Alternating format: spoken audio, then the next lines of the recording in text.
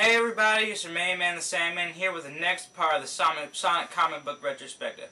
Now I know the first part was a little rough, so I'm going to try to smooth that out for this episode. So instead of doing five issues like the last episode, instead I'm going to do about 2 and maybe 3 the next episode because I want to end off with on the 10th episode every time. So without further ado, here is Sonic comic book retrospective issue part 2. Issue 6 and issue 7.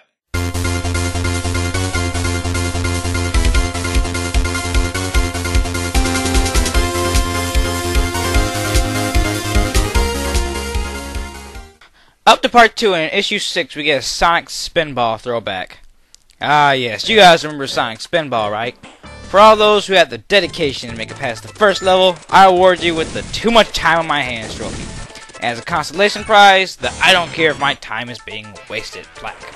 But I'm not here to review wasted potential. So about the comic. The cover takes full advantage of the tie-in, even making a lame joke about it. To make sure they grab their reader's attention, they put a large erupting volcano in the background, and to be honest, it did catch my eye when I first saw it, so it's not a bad cover. The comic starts off with the Freedom Fighters initiating a surprise attack on one of Robotnik's robot factories. Why? What sparked this idea? It obviously isn't a very planned out surprise attack. They just seem to be charging towards the door. Rotor is the only one with a weapon not physically attached to him, and where he got a golden hammer, we'll never know. But our unorganized heroes charge towards the factory anyway, only to see that the place has been shut down for, judging by the cobwebs, months.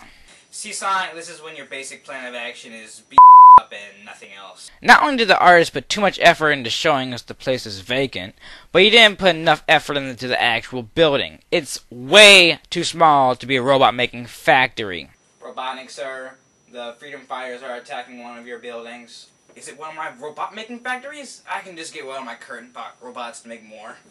No, actually, it's that place where you get your taxes done. Oh, So you see that Robotnik left Sonic a note telling him that in his massive, superior intellect, he moved his robot factory into an active volcano. Well, really, the way he words it, active volcano could just be part of the name. It could be a hollowed-out mountain for all we know. But Robotnik challenges Sonic, kinda, and the rest of the Freedom Fighters obviously don't want Sonic to go, clearly saying how it is a trap. Sonic doesn't even respond as he runs off to confront him. Come on, Sonic, the rest of the team realized this plan was stupid from the beginning. Why can't you?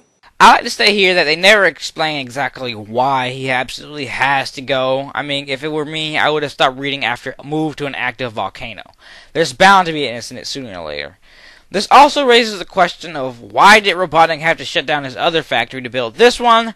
But it's a video game tie-in, so common sense isn't really needed here. Sonic arrives at the fortress and pretty much sets him up for some pretty entertaining slapstick as Robotnik flips a bumper Sonic is standing right next to for some reason and pushes him right into the lava. After composing himself, he realizes it's a pinball table and attempts to tackle the rest of the fortress. The rest of the story is really what you expect. He goes through some of the levels that were in the game, starting with the Toxic Waste level, and encounters some of the bosses from the game, like the Robotic Dragon and Crab with Robotnik's face. Wait, how the hell is Toxic Waste dumped inside a volcano fortress? You want to put waste outside of the place, not stored up in the bottom. Okay, you know what? I'll just casually point out things that don't make sense as they pass. So after Sonic beats the 2 bosses, he jumps into a minecart and passes 2 kangaroos who escaped Robotnik rather than escaping from him, and tells Sonic to watch out for the Furons up ahead. And that's all they do. I'm sure they were in the game at some point. After dealing with the Furons, Sonic teases Robotnik some more, and then hears the sound of helpless animals. I love how the editor makes a note to tell us that a star means the sound a giraffe makes. Like we didn't know that star means the sound a giraffe makes. While Sonic is busy listening to the animals, a bumper launches him into a tube leading straight to the animals. Convenient! Now, before some of you argue that the reason Sonic rushed off was to save the animals, I must remind you that the original plan was to just attack Robotnik and catch him off guard. So my original complaint still stands. Saving the animals were pretty much a secondary objective. Speaking of saving the animals, they're being guarded by dozens of giant hedgehog-eating plants. So, yeah. Sonic runs into a room labeled to Robotnik, and Sonic, like a moron, runs right into it. He instead finds himself in a room with a hidden spring that Robotnik activates to launch Sonic out of the fortress. He's caught by Tails though, and Sonic mentions how he has a feeling that this wasn't the last time visiting that volcano. Wait, so he's leaving those animals stuck inside the roboticizer? Sonic, don't you want to go back and save the animals you said you saw in the... Yep, not the last time I'll be visiting that volcano. But...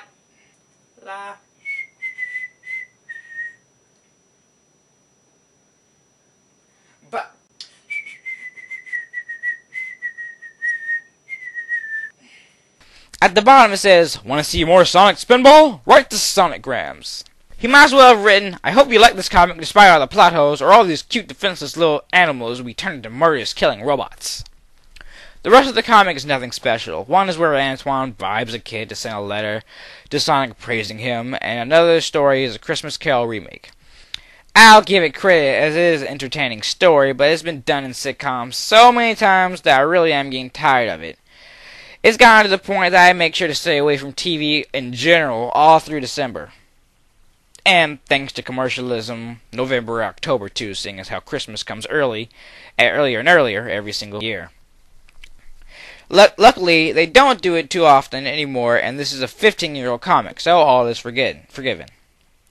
As for the comic itself, it's still a pretty fun read, and it's a good representation of the game. But as I pointed out, there were just so many plot holes, you're just left wondering if anyone proofread this.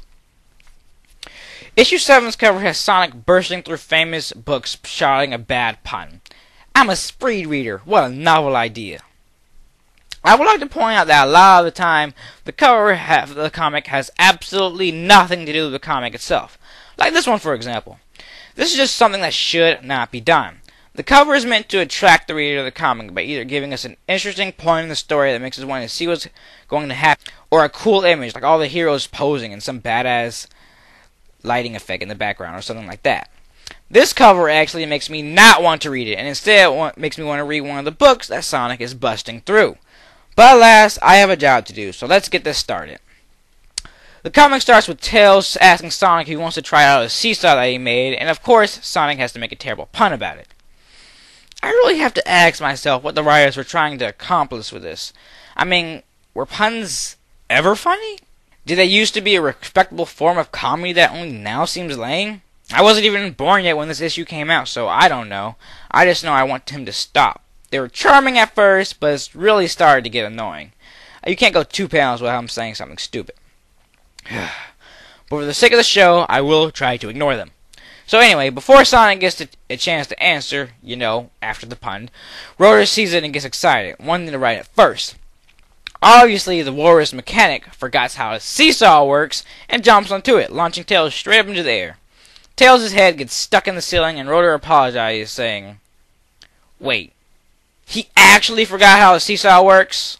What the hell, Rotor? Aren't you supposed to be a mechanic? And you forgot the concept of simple physics? So Tails falls out of the hole and a scrolled up piece of paper that's totally not a treasure map falls out behind him. Oh wait, it is a treasure map. Okay, so it's obviously a treasure map, but the interesting is that the fact that it's a treasure map left by his Uncle Chuck. Why is a map buried there? Paper is pretty biodegradable. I mean, if it's buried at all, shouldn't it be in a chest? No. Oh, okay. Now, once I saw that they were doing a treasure story with this issue, I immediately started making a whole rant on how this made no sense in my head, because if the world was taken over by Robotnik, then there would be no need for money because there wouldn't be much of an economy. But then, the comic unexpectedly did a good job in covering up this plot hole by saying how money has absolutely no value, and other things are worth more, like chewed up gum and dirt. But Sonic explains that Uncle Chuck was their greatest inventor. His treasure would be something magical that would give us the power to defeat Robotnik once and for all. Yes, Sonic, because all inventors have extensive knowledge in the art of witchcraft. So that's enough to get everybody ready for work, and they all head towards Mobius Natural Park, where the map says the treasure is located. And of course, Sally is worried about everybody's safety. Be in regard, freedom fighters. If Robotnik or his Batnik spot us, we'll be the buried treasures. That's a chance we'll have to take, another misplaced comma, Sally, says Sonic, not even knowing what's buried here. So we get to the park only to find that Robotnik is using it as a place to dump all of his raw sewage materials. Huh. I was under the impression that he used the bottom of his volcano fortress for that, but oh well. Some Batniks overhear the group talking very loudly about the treasure and how they should not get caught.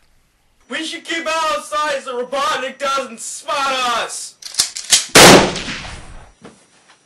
How'd he find us? So after the chemicals start to get to the group, well, only Sally, Sonic finds the spot by himself at supersonic speed and finds the eggs embroidered into the ground, but Robotnik is there to shoot at them and miss. The first part ends with them splitting up into different directions. Why is it split up into two different chapters? Never mind. The next part begins with Robotnik taunting the Freedom Fighters, saying since they aren't robots, then they can't last long in the chemical-induced environment.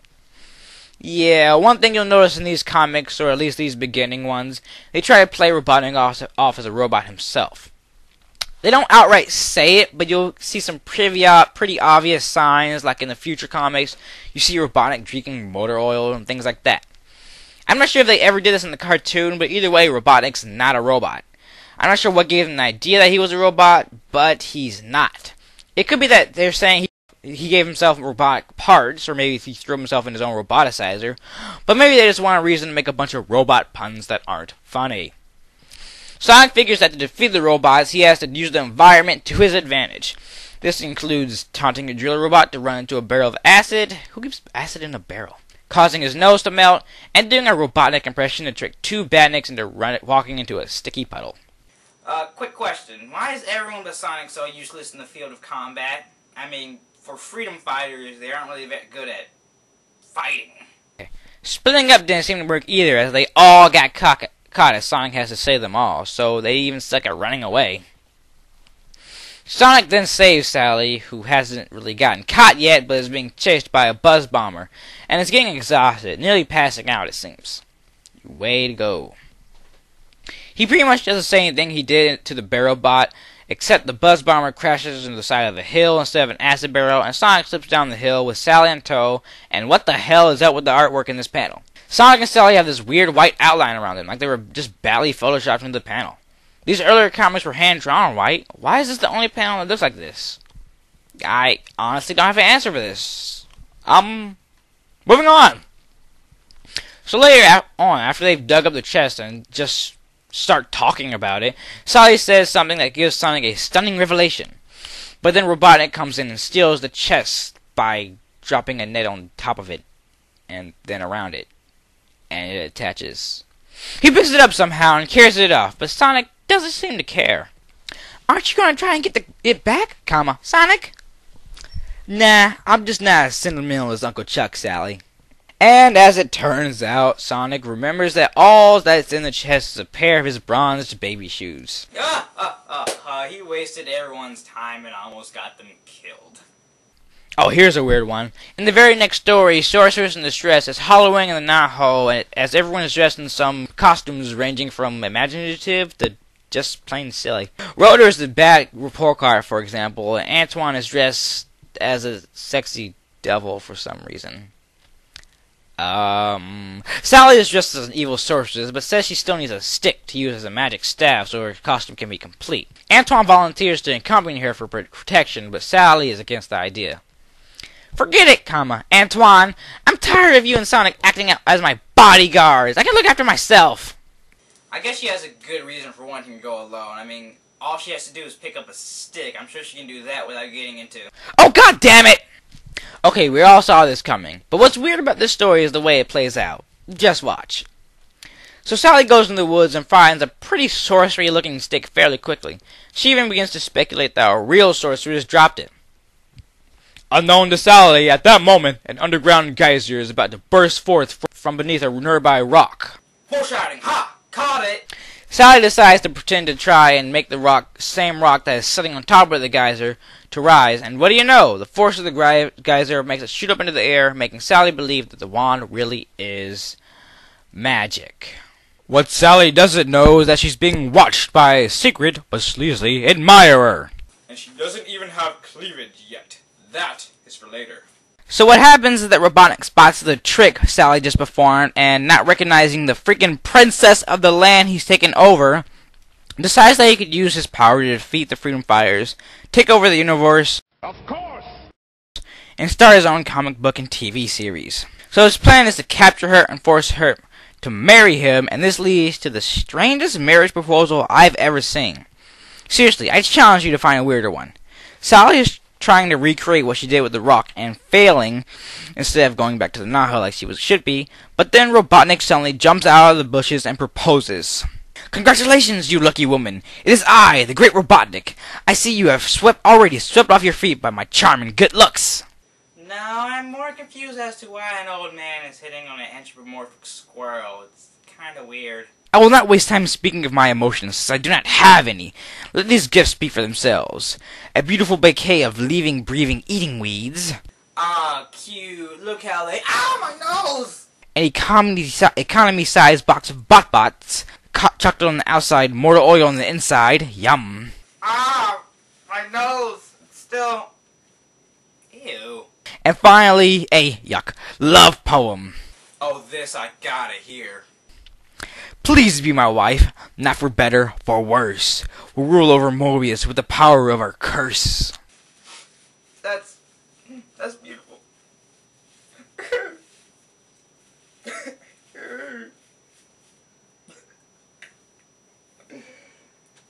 So Sally, thinking that if she said no, he would just throw her into the roboticizer, decides to play along. Sally, Robotnik thinks you're an evil sorceress with magical powers. It doesn't take a genius to figure out how to get out of this one. But no, this can't be an issue about how Sally is actually capable by herself, and it's up to Sonic, who decided to follow her anyway, to come to the rescue. That afternoon, inhabitants of Robotropolis, not since I, Robotnik, took over this planet. Wait, he took over the entire planet? Then why is he so focused on 5? Move on. Took over this planet has been able to has there been a reason to celebrate? Of course, anyone who dared to celebrate would have been destroyed. Today I will allow 10 seconds of celebration as soon as the sorceress and I are married by my new Wetomatic computer. Did you just build that? Did you have it laying around? Why would you have any need for that? But before we begin the wedding ceremony, my bride-to-be will give us a demonstration of her magical powers. Okay. Watch this. Check this out. You're gonna be amazed. Check this out. Sonic, who has been trying to think of a way to save Sally without her seeing him, seriously, she's about to marry Robotnik and he's still worried about getting in trouble with her, decides that this is the best time to try and save her with a little Sonic sorcery. Sonic goes warp speed tornado to turn himself invisible and fools with Robotnik's head. After beating up Robotnik, Sonic, still invisible, carries off Sally, leaving an angry Robotnik behind. In the forest! You can put me down, Sonic. I know it's you. Damn, what gave me away? Really? And so the story ends with Sonic getting a kiss from Sally for saving her, then she immediately hits him up on the head for following her. And that's for disobeying my orders! Ow! Which way did she go? It's funny, because which rhymes with bitch.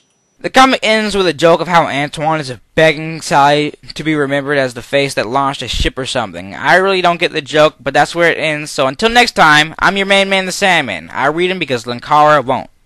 Hey, I made a catchphrase.